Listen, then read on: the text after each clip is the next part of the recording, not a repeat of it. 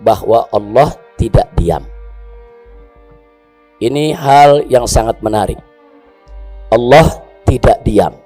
Saya ingin menjadikan ini sebagai judul dari pelajaran singkat yang ingin saya sampaikan pada kesempatan ini. Kita tahu bahwa dalam suatu hadis qudsi, Nabi alaihi salatu wassalam meriwayatkan bahwasanya Allah subhanahu wa ta'ala berfirman, "Ya ibadi, wahai hamba-hambaku, inni haramtu zulma ala nafsi." Sesungguhnya aku mengharamkan kezaliman atas zatku, atas diriku. Ya, selanjutnya setelah itu Allah menyatakan wa ja'altuhu muharraman bainakum. Dan aku jadikan kezaliman itu sebagai sesuatu yang diharamkan di tengah-tengah kalian, wahai hambaku. Karenanya kata Allah, fala tazalamu, janganlah kamu saling menzalimi. Hadits qudsi ini sangat menarik. Menariknya adalah yang pertama, sebelum Allah mengharamkan kezaliman itu atas hamba-hambanya, Allah haramkan kezaliman itu sendiri atas zat Allah, ya ikhwan. Artinya di sini Allah telah menyatakan, memberi jaminan kepada kita, tidak sekali-kali Allah itu berbuat zalim kepada hambanya, yang manapun, muslim maupun kafir, ya ikhwan. Jadi Allah tidak akan pernah menzalimi hambanya. Nah, karena itu ditekankan oleh Allah agar hambanya pun jangan sekali-kali saling menzalimi. Karena itu kezaliman ini salah satu dosa besar, saudara, yang sering diberikan balasan oleh Allah spontan di dunia sebelum di akhirat. Nah, jadi banyak dosa kita tahu Allah balas di akhirat, tapi ada dosa-dosa tertentu yang Allah balas di dunia juga, di akhirat juga. Di antaranya seperti apa? Uququl walidain, yaitu durhaka kepada kedua orang tua. Itu balasannya di dunia juga ditampakkan oleh Allah, ya kawan. Termasuk kezaliman. Nah, jadi jangan pernah kita merasa aman dari balasan Allah di dunia, apalagi aman dari balasan Allah di akhirat kalau kita berbuat zalim. Nah, di dalam surat Al-Baqarah Allah menceritakan tentang kejadian di zaman Bani Israel, di zaman Nabi terdahulu. Tatkala terjadi suatu pembunuhan di antara mereka, terjadi suatu kezaliman di antara mereka, kemudian mereka saling tuduh satu sama lainnya, ya ikhwan. Fitnah sana, fitnah sini, ribut, gaduh, saudara. Terjadi keonaran. Tapi akhirnya apa yang terjadi? Allah ungkapkan apa-apa yang mereka sembunyikan. Itulah Allah firmankan dalam surat Al-Baqarah ayat 72. Wallahu subhanahu wa ta'ala qala, wa iz qataltum nafsan fadara'tum fiha wallahu mukhrijum ma kuntum taktumun. Jadi Allah ceritakan, tatkala saat kalian itu membunuh satu nyawa, membunuh seseorang, fadara'tum fiha, kemudian kalian saling tuduh menuduh di antara kalian, membuat isu, membuat berita-berita hoax, membuat serangkaian fitnah. Nah, apa mereka pikir Allah itu tidur? Allah tidak tahu. Di akhir ayatnya Allah katakan, wallahu mukhrijum ma kuntum taktumun. Dan Allah mengungkapkan, Allah menyingkap, Allah mengeluarkan apa-apa yang kalian sembunyikan. Akhirnya ketahuan, saudara, apa masalahnya dan siapa yang melakukan pembunuhannya. Jadi ini pernah terjadi di zaman Bani Israel, di zaman Nabi Musa alaihissalam. Tapi kenapa ini diceritakan oleh Allah dalam Al-Quran, saudara? Karena peristiwa serupa kelak di masa-masa yang akan datang akan terjadi lagi. Kita kenal dengan istilah déjà vu, ya ikhwan. Déjà vu itu peristiwa-peristiwa serupa yang bisa terjadi di setiap zaman, ya ikhwan. Nah, termasuk di zaman kita sekarang ini terjadi, saudara. Bagaimana ada orang yang dibunuh, dibantai, setelah dibunuh difitnah, kemudian dibuat gaduh, dibikin rusak itu opini kemana-mana, saudara. Dan ini terjadi, akhirnya orang, saudara, resah, Di mana-mana bingung, bagaimana persoalannya? Fitnah sana, fitnah sini, bohong sana, bohong sini, saudara.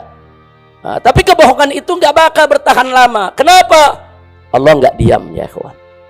Kalau ada hamba-hamba yang dizalimi, Allah tidak diam. Nah, akhirnya apa terjadi? Wallahu mukhrijum ma kuntum taktumun. Dan Allah mengeluarkan, Allah menyingkapkan, Allah tunjukkan apa-apa yang kalian sembunyikan. Subhanallah. Satu pembunuhan dilakukan, tidak ada yang tahu.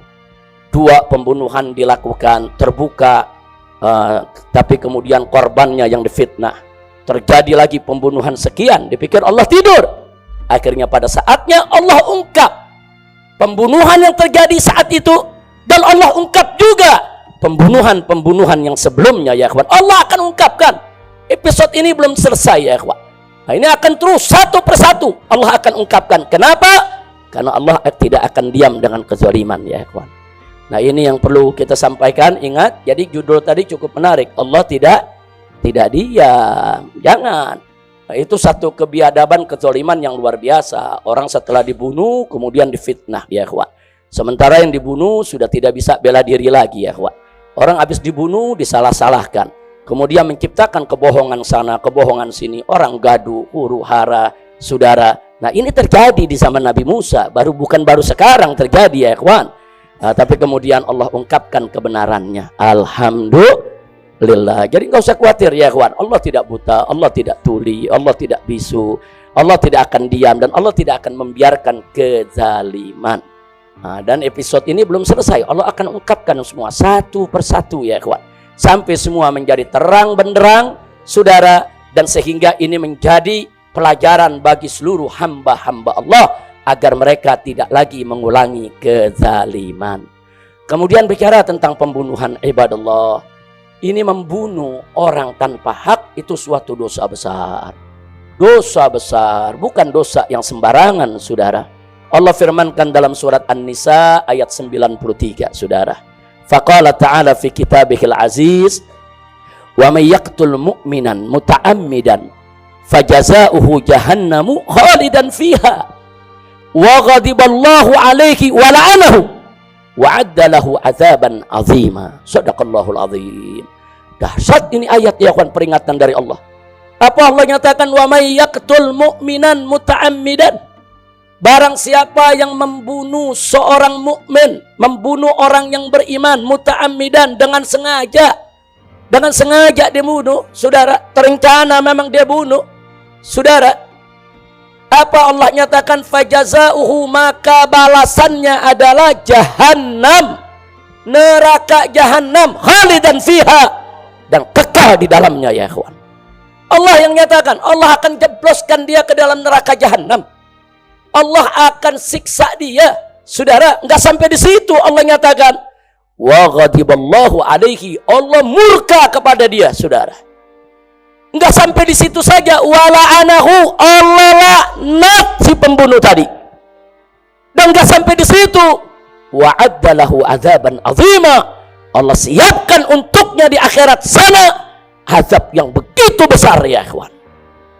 Nah, jadi enggak usah khawatir, ya kawan. Kalau ada kezaliman semacam itu, tidak usah khawatir, ya kawan. Tidak akan ada yang lolos dari balasan Allah Subhanahu wa ta'ala. Nah, karena itu, ya kawan, kalau ada kezaliman, ada upaya kita mau dibunuh, atau keluarga kita mau dibunuh, atau guru kita mau dibunuh, atau sahabat kita mau dibunuh, ya kawan, kalau kita bisa melakukan perlawanan, wajib kita melawan.